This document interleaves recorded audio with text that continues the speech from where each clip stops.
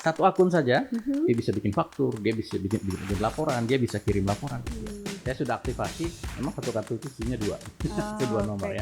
Sampai 31 Desember 2023. Sama ya, Pak, ya? Selanjutnya nanti yang digunakan adalah Yang NIK-nya, jadi NPWP yang digunakan lagi.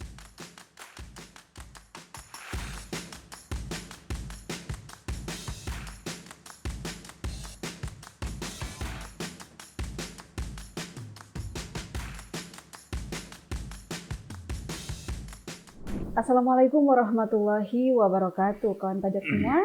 Kembali lagi bertemu bersama saya Ida Laila, kawan pajak kini tengah menyaksikan dan mendengarkan podcast Katalog Gue Kanwil DJP Banten, tempat kawan pajak curhat, dialog dan sharing mengenai informasi kekinian tentang perpajakan dan peraturan-peraturan perpajakan terbaru bersama para pakar, para tokoh dan stakeholders Kanwil DJP Banten.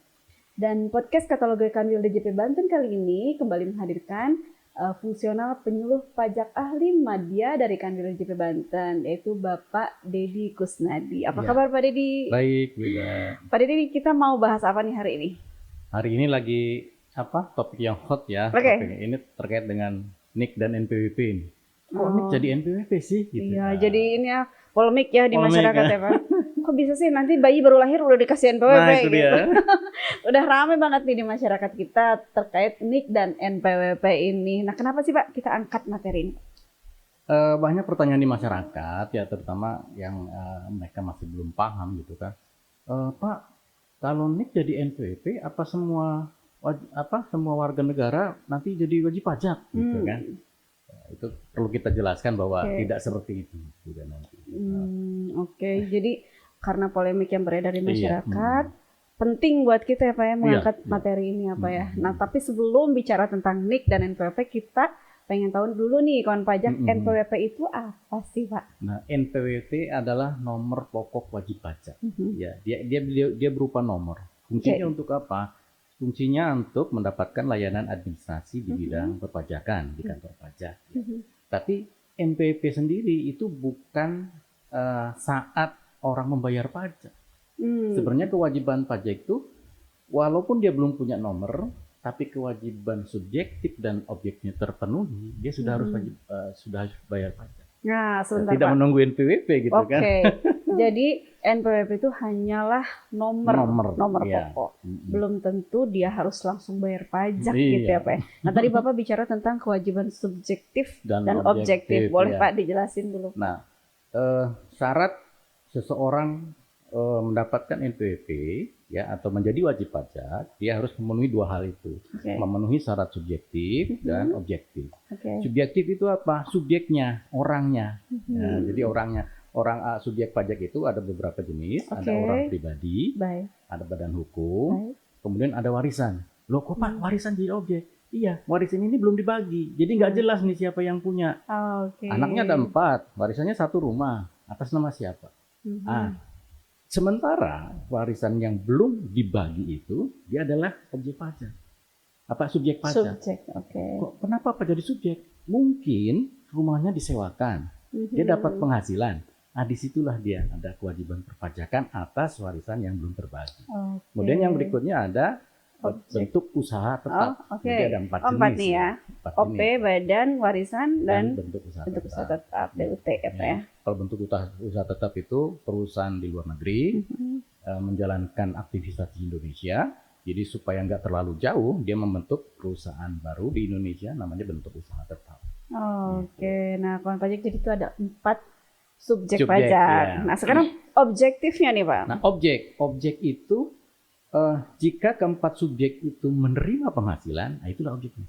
Penghasilannya itu yang menjadi objeknya ya, Pak, kalau nggak punya penghasilan, ya bukan objeknya pajak ya. Bayi baru lahir belum punya penghasilan, dia tidak punya kewajiban untuk membayar pajak. Nah, berarti NPWP itu diberikan kepada masyarakat langsung sekarang semenjak dia mempunyai NIK ya Pak ya?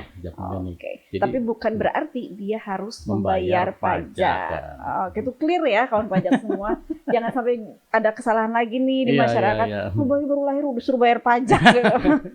Banyak yang seperti itu. Nah untuk dapat NPWP sendiri sebetulnya kalau untuk saat ini kan tadi Bapak bilang NIK jadi NPWP. Iya, betul. Apakah itu serta-merta langsung ada di basis datanya DJP atau bagaimana Pak caranya? Jadi ketika seseorang ingin mempunyai NPWP, dia harus mendaftarkan diri tetap ya. Supaya NIK-nya itu diaktifasi. Gitu nggak kan. Serta-merta lahir punya NIK langsung NPWP. Nanti DJP semuanya diaktifkan enggak. Sesuai kriteria tadi, DJP mengaktifkan sementara ini di proyek yang pertama ini semua wajib pajak orang pribadi yang punya NIK-nya akan kita aktifkan. Ya, kita aktifkan semua, terus sekitar mungkin 16 juta ya. Nah, kalau menunggu aktivasi ini terlalu lama, karena batasnya kan sampai Desember 2023 kan, wajib pajak bisa mengaktifasi sendiri. Nah, caranya gimana? Caranya dengan masuk ke akun pajak masing-masing. Setelah masuk, coba masukkan NIK-nya di menu, di situ ada pilihan nomor ya, ada NPWP, ada NIK, masukkan NIK-nya. Kalau bisa masuk, berarti sudah aktivasi. Secara jabatan dari DJP. Tapi kalau belum, Pak? Kalau belum, berarti perlu diaktifasi sendiri. Kita masuknya pakai nomor NPWP dulu ya, Pak? Pakai nomor NPWP lama, pakai password yang lama, masuk. Nanti di situ ada beberapa informasi yang diminta. Kayak nomor telepon HP, kan, email, terus alamat yang terbaru. Si profilnya ini diperbarui ya, Pak ya? Diupdate ya. Kalau itu sudah update, nanti sistem akan melakukan pemadanan istilahnya, cross check dengan data kependudukan. Kalau sudah match, otomatis aktif. Hari itu juga aktif.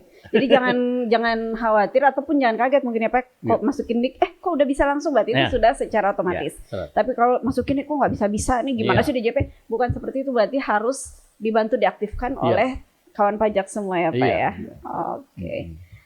Sementara ini Pak, dengan adanya kebijakan pemerintah mengenai NIK menjadi NPWP, imbasnya apa sih Pak?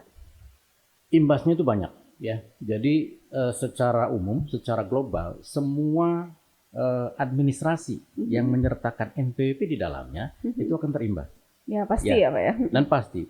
Dan perlakuan NIK menjadi NPWP kan mulai tanggal 14 Juli kemarin ya, 2022. Itu sampai dengan nanti 30 Desember 2023. Jadi per 1 Januari nanti 2024 semua menggunakan NIK. Nah, termasuk nanti aplikasi perbankan kan ada NPWP menggunakan NIK. Ya, kemudian bantuan dana pemerintah menggunakan NPWP itu harus pakai NIK.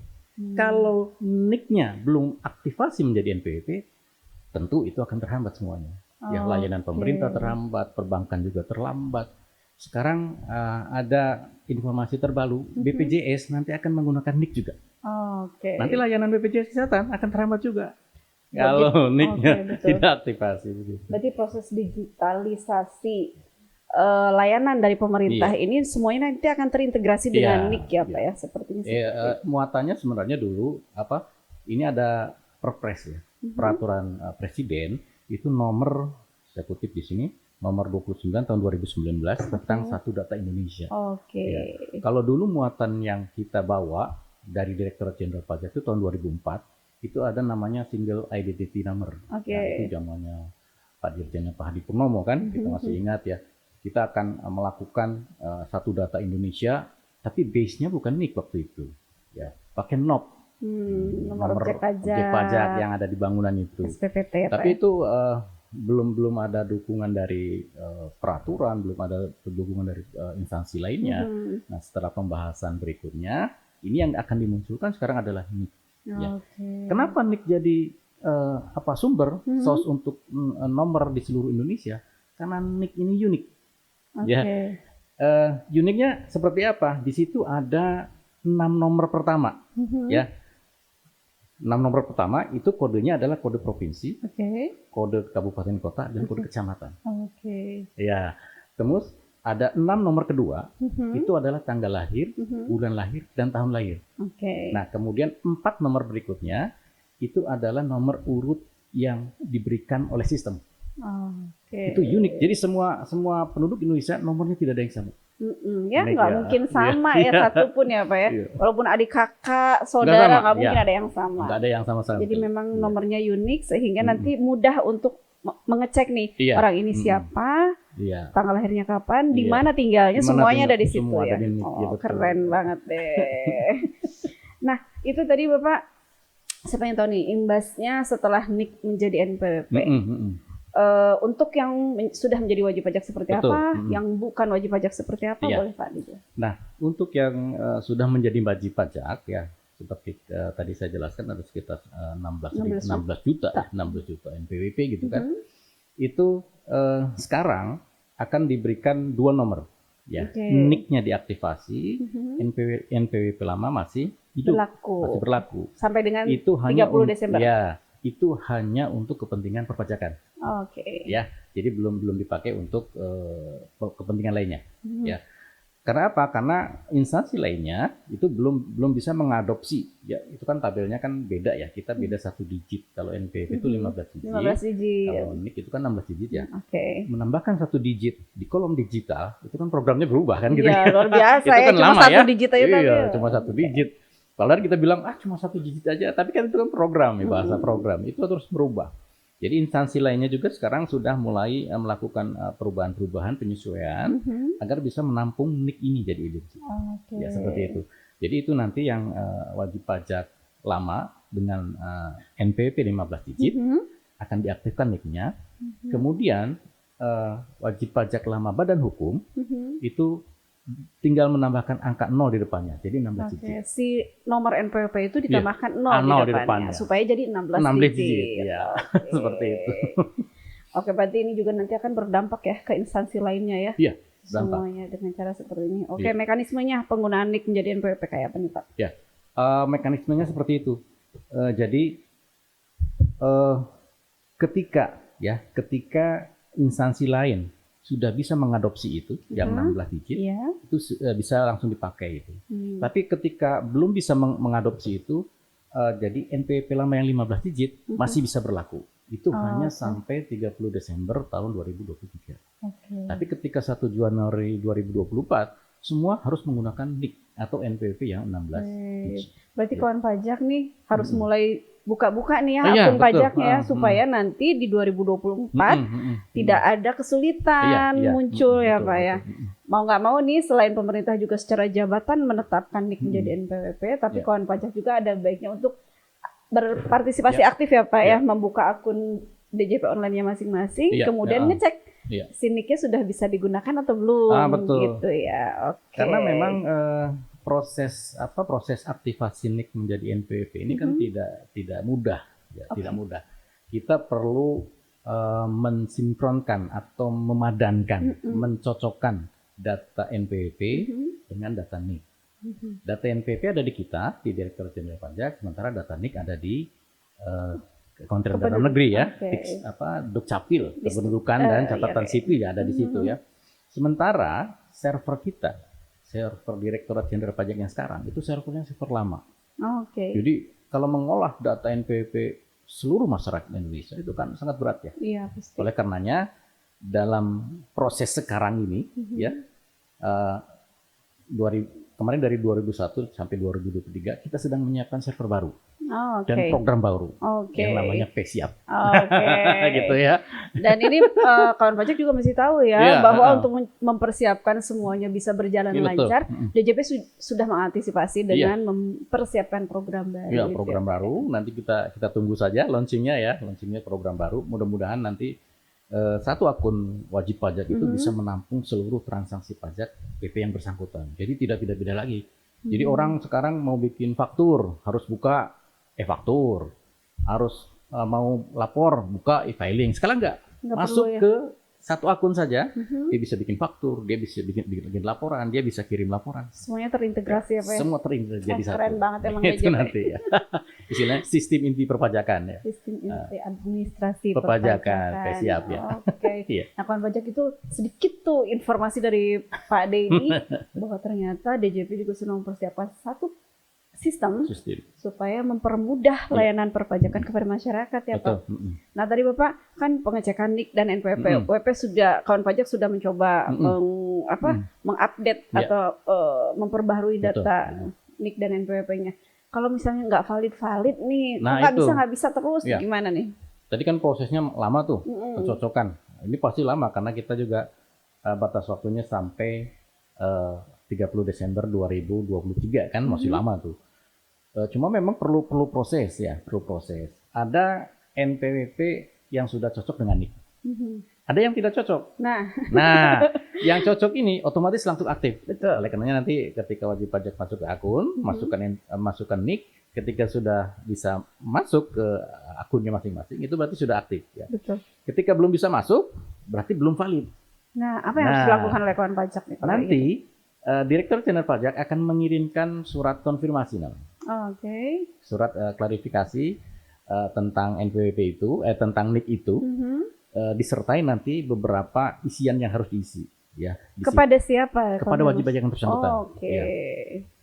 Pengirimannya nggak melalui surat ya, karena kalau surat kan lama terus nyasar gitu kan. Email Kita punya media-media atau kanal-kanal elektronik yang bisa digunakan. Ada email, ada DJP online kan, bisa masuk ke akun pajak masing-masing gitu kan. Atau ketika wajib pajak masuk ke e-faktur, di situ bisa langsung klik, langsung nyambung di situ kan. Ada peringatan bahwa ada pop-up ya di situ ya. Semua kanal elektronik kita gunakan supaya aksesnya juga cepat wajib pajak. Dan wajib pajak tidak perlu datang ke KPP, tinggal nanti apa yang diminta di situ masuk ke akun masing-masing, dibenahi di situ. Apa yang dikonfirmasi, setelah klik sukses, langsung valid. Berarti nanti akan ada proses verifikasi lagi ya Pak ya. Kalau misalnya tidak valid juga, akan ada surat atau apalah bentuk komunikasi dari Direktorat Jenderal Pajak. Kalau misalkan sampai tidak valid sama sekali, kemungkinan NPWP NIK-nya bermasalah. Ya, nah itu mesti justru bukan ke kita, harus mengurus ke Disduk Capil itu ya Pak ya. Apa sih masalahnya gitu, karena tidak ada di sistem misalnya seperti itu. Dan itu sering kali terjadi loh Pak. Gini, Bu Ida. Jadi ketika saya bikin NIK gitu ya, NIK itu ternyata sudah jadi di dalam KTP itu, ternyata harus diaktifkan, nggak bisa langsung diambil. Pak, aktifkan dulu. Loh kenapa, ini kan sudah punya saya? Iya Pak, kalau nggak diaktifkan, NIK Bapak nggak aktif. Seperti itu. Mungkin berarti ada proses seperti itu ya. Bisa jadi ada kawan pajak yang belum mengaktifkan NIK-nya, gitu. Jadi tidak bisa terintegrasi dengan sistem kita. Nah, baik nih Pak Redi, tadi sudah dijelaskan begitu detail ya Pak ya mengenai NIK dan NPWP ini. Ada nggak sih aturan-aturan lainnya juga terkait hal ini Pak? Ya, ada aturan khusus terkait penomoran wajib pajak berstatus cabang. Jadi di aturan yang baru itu ada yang namanya nomor identitas tempat kegiatan usaha atau NITKU ya. Tapi petunjuk lebih lanjut ini masih PMK, petunjuk lebih lanjut nanti Dirjennya belum keluar seperti apa dan bagaimana cara pemberiannya itu belum ada. Nanti kita tunggu saja itu. Ya, ini adalah pengaturan yang baru ya. Kemudian ada beberapa hal yang baru lagi terkait dengan WP yang daftar baru. Bagaimana tuh Pak? Kalau kita baru daftar, jadi sebelumnya belum punya NPWP, kita daftar punya NPWP, kita akan diberikan 2 nomor. Ya, satu NIK-nya akan aktif menjadi NPWP, yang kedua akan diberikan NPWP lama. Yang 15 digit. Jadi nanti dia punya 2 nomor tuh. Ada yang 16 digit, ada yang 15 digit. Jadi di satu kartu akan tertulis 2. Jadi nomor NPWP, nanti di bawahnya ada NPWP. Ya. Saya sudah aktivasi, memang satu kartu isinya 2. 2 nomor ya. Berarti tapi itu akan berlaku sampai dengan kapanpun atau cut off-nya di 30 Desember 2023? Ya, sampai 31 Desember 2023. Sama ya, Pak, ya? Selanjutnya nanti yang digunakan adalah NIK. NIK-nya. Jadi NPWP yang digunakan lagi. Sementara ini karena sistemnya lagi dipersiapkan, maka 2 nomor itu diberikan kepada wajib pajak. Ini untuk antisipasi sebenarnya untuk pelayanan administrasi di instansi lain yang belum bisa menyesuaikan ya. Perbankan atau di pemerintahan yang lain, ada bantuan pemerintah atau transaksi bendaharawan dengan tekanan, itu kan memerlukan masih NPWP yang lama ya, formatnya ya. Kalau yang baru, wah ini nggak masuk ke sistem, itu kan. Jadi kita berikan 2. Jadi nggak usah khawatir ya kawan pajak ya. Sekarang terus gimana langsung NIK? Enggak, ternyata masih diberikan 2 nomor, baik NPWP maupun NIK. Ini masih proses transisi kan. Nanti untuk yang WP Badan Hukum, terus WP bukan orang Indonesia gitu, pendatang, kemudian dan WP lainnya gitu, itu akan diberikan NPWP dengan format 16 digit angka. Salah satunya di depannya angkanya 0. Dikasih angka 0 ya. Ketika nanti dia berurusan dengan administrasi lainnya yang hanya bisa menggunakan NPWP 15 digit, angka 0-nya dihilangkan. Jadi mudah ya, mudah. Berarti simple lah ya. Kalau 16 digit angka 0-nya ada. Kalau yang 15 digit anggatannya hilang. Ya. Jadi gampang. Sesimpel itu ya kawan pajak semua ya. Iya. Perubahan NIK ke NPWP ini. Baik Pak, closing statement buat kawan pajak Pak. Baik teman-teman kawan pajak sekalian ya. Kita sedang membentuk satu data Indonesia ya. Itu fungsinya apa? Supaya semua transaksi yang halal haram itu bisa terpantau sebenarnya. Oke. Ya, itu kaitannya bisa dengan terorisme, dengan penyelundupan. Kalau kita satu data ya, itu mudah-mudahan bisa mudah dideteksi yang seperti itu ya. Jadi basis data perpajakan pun akan mudah. Ya. Kalau sekarang kita memadankan dengan data-data yang lain, karena nggak ada cantolannya akan susah. Tapi kalau semuanya sudah menggunakan NIK, semua transaksi penduduk bisa dideteksi gitu kan, bisa diolah, sehingga data perpajakan ini akan semakin bagus ke depan. Seperti itu. Jadi teman-teman jangan lupa aktifkan NIK-nya menjadi NPWP. Ya, kalau ada masalah hubungi kantor pajak terdekat. Seperti itu kawan pajak. Nah, alhamdulillah demikian tadi kawan pajak bincang santai kita pada podcast Katalog Gue Kanwil DJP Banten kali ini. Nah, kita jadi tahu bahwa administrasi perpajakan ini jadi semakin maju ya Pak ya. Dan kebijakan pemerintah untuk digitalisasi sistem di DJP ini kini terintegrasi dengan data kependudukan.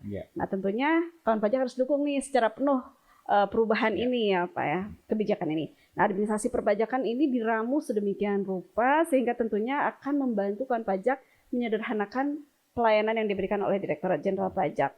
Nah, mungkin kedepannya akan layanan perpajakan ini juga tidak hanya layanan perpajakan, maksudnya NIK ini juga akan terintegrasi dengan layanan-layanan publik lainnya. Betul. Nah, ini harus kita dukung ya kawan pajak semua ya. Nah, terima kasih juga Pak Dedi untuk sharing informasi mengenai NIK dan NPWP ini sehingga kawan pajak tidak lagi bingung, tidak lagi menjadi polemik di masyarakat. Terima kasih kawan pajak juga yang sudah mendengarkan dan menyaksikan podcast Katalog Gue Kanwil DJP Banten. Nah, untuk episode lainnya, baik itu mengenai seri profesi, kemudian juga informasi perpajakan lainnya, kawan pajak boleh lihat di media sosialnya Kanwil DJP Banten, baik itu di Instagram, Facebook, YouTube, Spotify, Twitter, TikTok, semuanya lengkap di Kanwil DJP Banten, dan juga kantor-kantor pelayanan pajak yang ada di seluruh Banten dan seluruh Indonesia tentunya ya Pak Dedi ya. Baik, terima kasih atas perhatiannya kawan pajak semua. Sampai jumpa. Assalamualaikum warahmatullahi wabarakatuh.